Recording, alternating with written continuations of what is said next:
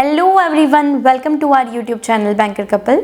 ये वीडियो प्लीज़ ध्यान से देखिएगा। जो भी लोग बैंकिंग की तैयारी कर रहे हैं, चाहे वो पब्लिक सेक्टर बैंक हो या प्राइवेट सेक्टर बैंक हो, क्योंकि मैं आज आप सभी को कुछ इंपॉर्टेंट बताने वाली हूँ जो मुझे इससे पहले नहीं पता था। हो सकता है कि आप में से कई लोगों को नहीं पता हो। अभी कर्नाटका बैंक लिमिटेड का नोटिफिकेशन आया था। ये नोटिफिकेशन जैसे मैंने देखा, हो सकता है सबने बस एक बार देख लिया होगा, लेकिन यही सोचते हैं हम सारे लोग कि प्राइवेट सेक्टर बैंक है तो क्यों इसका फॉर्म भरना है।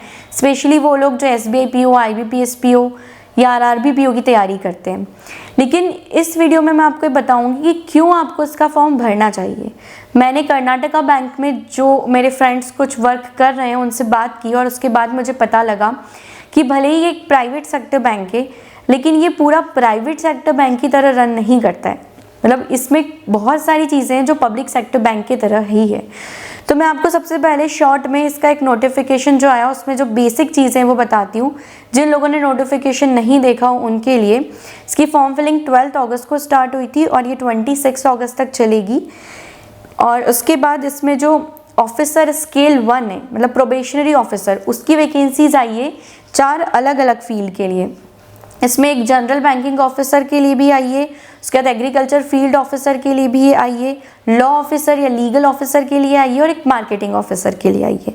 अब इस पूरे नोटिफिकेशन को जब पढ़ेंगे तो मुझे तो इसमें वैकेंसीज लिखी हुई कहीं भी नहीं दिखी। अगर आप में से किसी को दिखी हो तो बताना। तो मुझे ऐसा लगता है कि प्राइवेट सेक्टर बैंक है और इन्होंने वैकेंसीज ऐसी कुछ निकाली नहीं है। हो सकता है कि कुछ डिसाइडेड नहीं हो कि कितने सिलेक्ट करने हैं, क्योंकि हर कोई भरता नहीं है कर्नाटका बैंक का फॉर्म। बहुत कम लोग होंगे जो ये सोचेंगे कि अब हमें इसका फॉर्म भरना है, क्योंकि IDBI क्या है, बहुत ज़्यादा पॉपुलर हो गया है। लेकिन मुझे इसका नोटिफिकेशन देख के और अपने जो फ्रेंड्स हैं उनसे बात करके समझ आया कि IDBI से भी बेटर है अगर आप इसका पूरा सुनेंगे।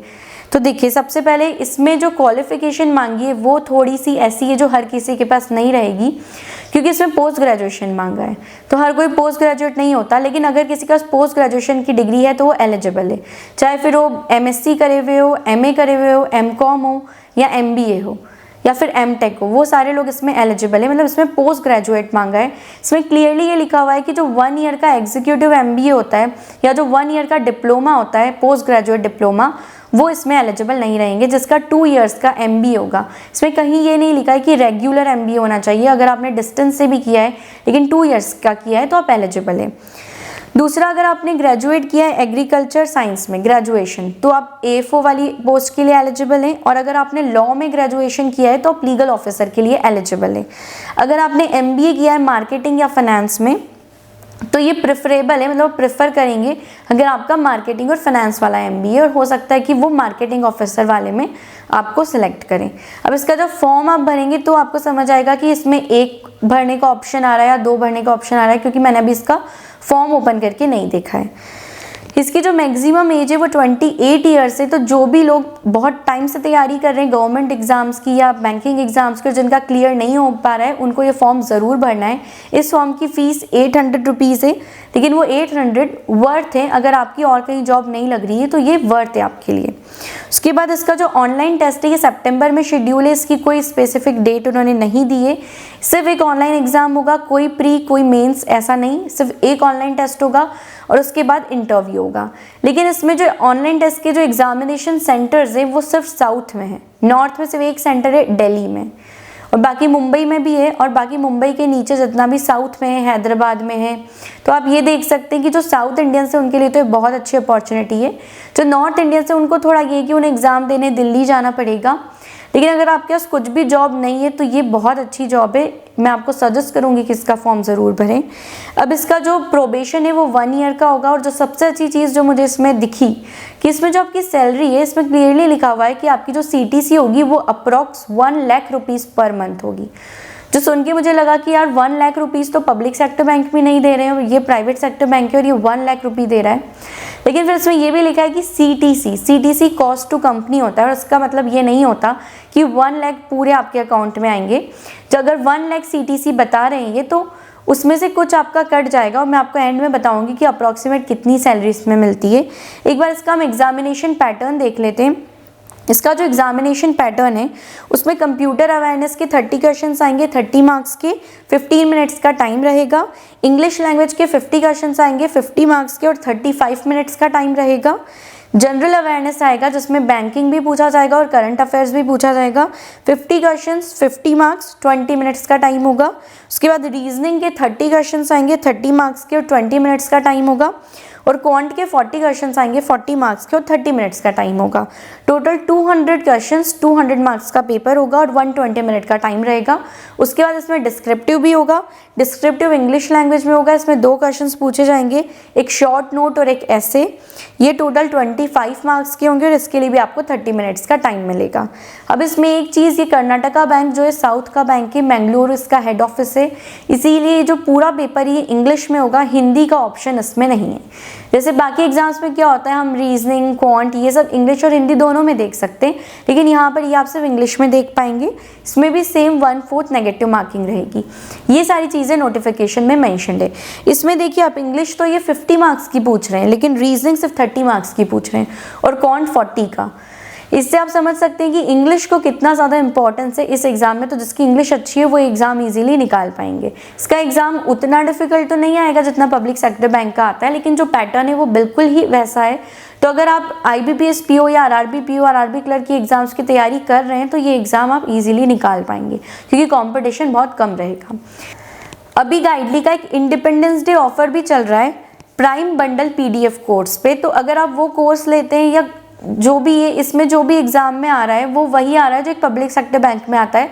तो अगर आप इस एग्जाम के लिए भी कोर्स लेंगे तो आपका पूरी पढ़ाई इस कोर्स के थ्रू हो जाएगी, क्योंकि इसमें मॉक टेस्ट भी है, PDF भी है, सारी चीज़ें, क्योंकि ये बंडल PDF कोर्स है, प्राइम बंडल PDF कोर्स है, सिर्फ 586 रुपीज़ में। और अगर आप हमारा कूपन कोड लगाएंगे JAN12 तो आपको एडिशनल 12% ऑफ मिल जाएगा। और अगर आप एग्जिस्टिंग मेंबर्स हैं गाइडली के या आपने पहले यूज़ किया हुआ है तो आपको सिर्फ 499 रुपीज़ में ये मिल जाएगा। इसकी लिंक मैं डिस्क्रिप्शन में शेयर कर रही हूँ, आप वहाँ पर जाकर चेक कर सकते हैं। कर्नाटका बैंक लिमिटेड जो है, ये मुझे नहीं पता था, हो सकता है आप में से कई लोगों को नहीं पता हो कि इनका जो सैलरी स्ट्रक्चर होता है वो IBA जैसा ही होता है। इनका बेसिक पे भी 36,000 होता है, जो एक IBPS PO एक RRB PO का होता है, जो IDBI AM का होता है, वैसा ही बेसिक पे कर्नाटका बैंक के PO का भी होता है, सेम 36,000। साथ ही इनको भी पूरी ग्रॉस अर्निंग्स जो है इनकी सैलरी है वो उतनी ही मिलेगी जो एक IBPS PO न्यू जॉइनी को मिलती है। इनको भी JIB का इंक्रीमेंट मिलता है, इनको भी CIB का इंक्रीमेंट मिलता है। IIBF के जितने सर्टिफिकेशंस होते हैं उसके लिए इनको इंसेंटिव भी मिलता है। तो बिल्कुल सारी चीज़ें एक पब्लिक सेक्टर बैंक जैसी ही है इस बैंक में भी।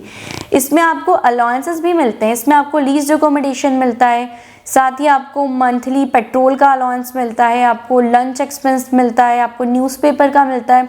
तो जब मैंने ये सारी चीज़ें सुनी तो मुझे लगा कि ये तो बिल्कुल पब्लिक सेक्टर बैंक की तरह है, लेकिन फिर भी हमें बहुत सारे लोगों को ये नहीं पता था और बहुत सारे लोग इसका फॉर्म भी नहीं भरते ये सोच के कि ये तो एक प्राइवेट बैंक है और साउथ का बैंक है, लेकिन इसमें ज़रूरी नहीं है कि आपको पोस्टिंग हमेशा साउथ में मिले। जो साउथ इंडियंस हैं उनके लिए काफ़ी अच्छा है, क्योंकि साउथ में इसका बहुत अच्छा बिजनेस है। और जो साउथ में है उसमें बहुत सारे लोग तो ये भी नहीं जानते कि कर्नाटका बैंक लिमिटेड एक प्राइवेट सेक्टर बैंक है, वहाँ पर ये बहुत अच्छा बिजनेस देता है। तो वहाँ पर जो कर्नाटका बैंक है उसको सब पब्लिक सेक्टर बैंक या गवर्नमेंट बैंक ही समझते हैं, लेकिन जो नॉर्थ इंडिया है वहाँ पर इसका उतना वो नहीं है और कर्नाटका बैंक के उतने कस्टमर्स यहाँ पर नहीं आ पाते नॉर्थ में, क्योंकि हम यहाँ पर बहुत कम अवेयरनेस है इस बैंक के बारे में, इसीलिए हमें नहीं पता पड़ता जब ये नोटिफिकेशंस आते हैं। अब इसका क्लैरिकल का नोटिफिकेशन जो है क्लर्क वाला वो भी आता रहता है, और ये जो PO का नोटिफिकेशन ये थोड़ा स्पेशलिस्ट वाला है, लेकिन इसका जो जनरल वाला है वो भी आता रहता है। तो इसका आपको ज़रूर फॉर्म भरना चाहिए, क्योंकि इसकी जो 1 लाख CTC इन्होंने लिखी है 1 लाख इसीलिए लिखी है क्योंकि देखिए कि IBPS PO की salary plus allowances plus lease accommodation अगर आप मिला दें तो लगभग 75,000 तक बन जाता है, 75 to 80,000 तक। जो 1 लाख CTC है तो उसमें लगभग 80,000 आपको मिल जाएगा। तो सैलरी काफ़ी अच्छी है। वर्कलोड इसमें उतना नहीं है जितना बाकी प्राइवेट सेक्टर बैंक में होता है। अगर आप HDFC, ICICI और एक्सिस बैंक इनकी बात करें तो ये प्योरली एक प्राइवेट सेक्टर बैंक की तरह रन करते हैं, लेकिन कर्नाटका बैंक में पूरा वो प्राइवेट सेक्टर बैंक वाला माहौल नहीं है। यहाँ पर लेट सेटिंग जो है वो उतनी तो नहीं होती, लेकिन जितना फिर भी मुझे पता चला कि इनका जो टाइमिंग है, अगर आप एक स्केल 1 की बात करें तो अगर आप सुबह 10 बजे जाते हैं तो शाम में 7:30 तक आप फ्री हो सकते हैं। तो उतना तो पब्लिक सेक्टर बैंक में भी आजकल प्रेशर रहता ही है। तो किसी भी तरीके से ये मुझे अलग नहीं लगा एक पब्लिक सेक्टर बैंक जॉब से। बस ये है कि इसका जो एग्ज़ाम है उसके सेंटर्स बहुत कम है और हो सकता है कि आप में से कई लोगों को जिसकी दूसरी एग्ज़ाम हो सितंबर में उनको दिक्कत आए। लेकिन अगर आपके पास कोई और ऑप्शन नहीं है तो इसका फॉर्म ज़रूर भरिए। बिल्कुल अच्छी जॉब है ये। जो मैंने बात की उनसे मुझे यही पता चला कि जैसे कई लोग जो SBI में भी है, तो SBI में तो कितना ज़्यादा वर्क प्रेशर है, लेकिन कर्नाटका बैंक लिमिटेड में नॉर्थ इंडिया की बात करें तो उतना प्रेशर नहीं है क्योंकि फुटफॉल नहीं होता ब्रांचेस में ज़्यादा, कस्टमर्स नहीं आते ज़्यादा। ये कि थोड़ा आपको लेट बैठना पड़ सकता है लेकिन उतना आपको प्रेशर नहीं रहेगा। तो एक अच्छी जॉब है, इसको भी एक पब्लिक सेक्टर बैंक की जॉब की तरह ही कंसिडर करके फॉर्म भरिए, क्योंकि आने वाले टाइम में पब्लिक सेक्टर बैंक भी कब प्राइवेट हो जाएंगे हमें नहीं पता। तो अभी आपको अगर जॉब चाहिए तो इसका फॉर्म ज़रूर भरिएगा। Thank you so much for watching this video and don't forget to like, share and subscribe our YouTube channel. Thank you so much.